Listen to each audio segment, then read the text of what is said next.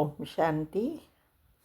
आपका प्रश्न है, कई बार ऐसा होता है कि सब कुछ बहुत अच्छा चलता है, पर फिर यदि कोई न्यूज़ आदि देख लो तो पास्ट की बुरी मेमोरी इमर्ज हो जाती है, फिर युद्ध करनी पड़ती है।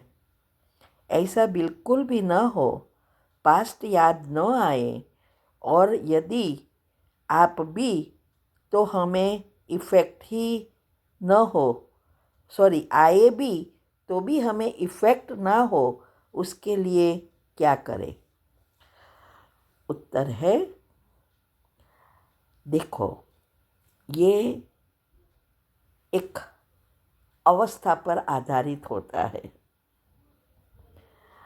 पहले इसमें अगर ऐसा हो रहा है, उसका मतलब ये अभी भी अवस्था बनाने में कमी है।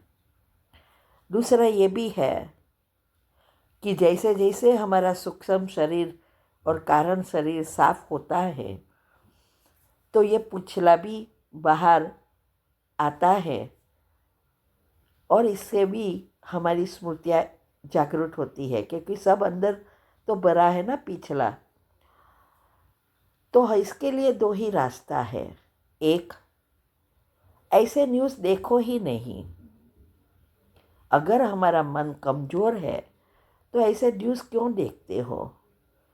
और अभी तो ऐसा समय है, ऐसी बातें अंदर जाने ही नहीं देनी है, नहीं तो अंतमति सो गति में बहुत हैरान करेगी। दूसरा अवस्था, देखते हुए नहीं देखो, सुनते हुए नहीं सुनो। ये अवस्था पक्की करनी है, उसके लिए प्रैक्टिस करनी पड़ेगी। उसकी विधि मैंने बताई है। अभी वेबिनार जो चले उसमें भी तीव्र पुरुषार्थ के टॉपिक चले, उसमें मैंने सारी विधियाँ बताई है धारणाओं की। योगयुक्त युक्तियुक्त होकर कैसे करे वो सब बताया है ना। वो हमें प्रैक्टिकल करना है। उसमें है कि कैसे देखते हुए नहीं देखो, सुनते हुए नहीं सुनो। ये अवस्था हमने कैसे बनाई, एक चीज़ का हमने बताया है, तो वो प्रैक्टिकल करना पड़ेगा, ऐसे ही नहीं होगा। और जैसे जैसे समय आता है, बहुत सारी चीज़ें दुनिया की भी होगी और ब्राह्मण परिवार में भी होगी। आज आप देख रहे हो ना, बहुत सारी वीडियो भी आ रही है, बहुत सारी कमेंट भी आ रही है, बहुत कुछ हो रहा है। तो अभी ऐसी सिचुएशन है कि ये सबसे ज़्यादा अवस्था, ये जो देखते हुए नहीं देखो, सुनते हुए नहीं सुनो, ये धारणा बहुत आवश्यक है। साथ साथ ज्ञान की जितनी गहराई में जाएंगे उतना निश्चय बढ़ेगा, तो कोई बात इफेक्ट ही नहीं होगी, क्योंकि हम जानते हैं कि ये जो भी होता है वो होना ही है। शिव बाबा ने पहले से ही कह दिया है। और दूसरा, ये हमारे साथ भी कनेक्टेड है। तो ये आया, दिखाया, लेकिन अंदर गया, उसको फीलिंग में लेते हैं, तभी वो अंदर जाता है। फीलिंग में नहीं लेना है। इसके लिए ही आपको ये अवस्था बहुत ज़रूरी है।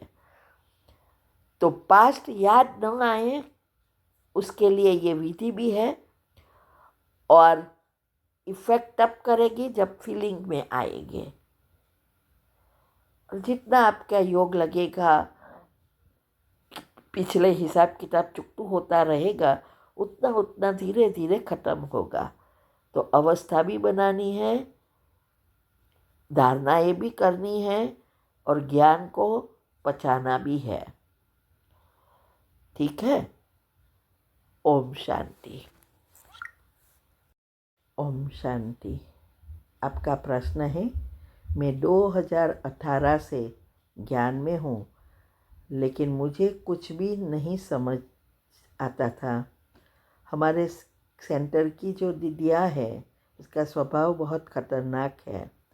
हर बार बस बददुआएं देती है।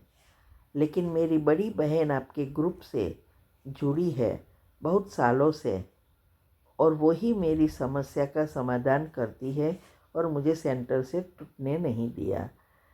अभी समस्या मेरी अभी यह है कि मेरा ब्यूटी पार्लर है, तो मैं कभी कभी बहुत ऑर्डर होता है तो नहीं जा पाती, और बाद में मैं जाती हूँ तो बहुत सारी श्राप बद्दुआएं देती है, और इसके कारण बहुत सभी आत्माएं माना बाबा के बच्चे सेंटर पे नहीं आ रहे हैं। हम 2-3 माताएं ही आती है जाती है। तो अभी मुझे भी मन नहीं होता है कैस कि घर में ही करूं, ऐसा मन होता है। तो मुझे क्या करना चाहिए? उत्तर है, देखो, हमारा पुरुषार्थ के साथ कर्म भी जुड़े हैं, और हर एक के अपने अपने कर्म हैं। लेकिन पुरुषार्थ अच्छा नहीं है तो बुरे कर्म ही बढ़ते जाते हैं, चाहे वो गृहस्थी है या सरेंडर है। तो अभी क्या है, अगर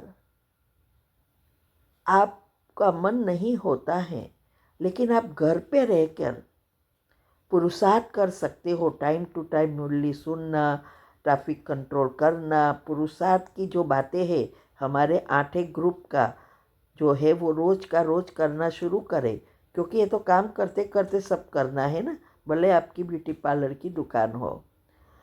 और ये कसब रेगुलर करना शुरू करें, क्योंकि पुरुषार्थ ही हमारा है तीनों शरीर को साफ करना।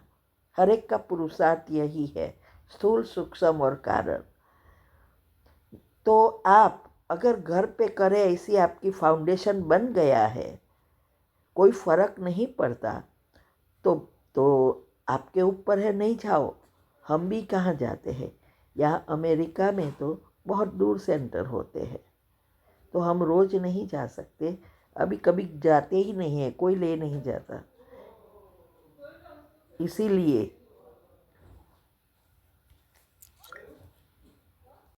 ओम शांति। अभी ऑनलाइन वेबिनार हम करा रहे हैं, वो बहुत महत्व के हैं हेल्थ के लिए, और स्पेशल टॉपिक्स राज सारे बता रहे हैं। इससे हमारी अवस्था अचल अडोल बनेगी, क्योंकि समय अभी बहुत नाजुक आ रहा है, और इस समय कैसे हम योग में स्थित रह सके और श्री कृष्ण के साथ पहले जन्म में आ सके, इसके लिए अनेक राज बता रहे हैं।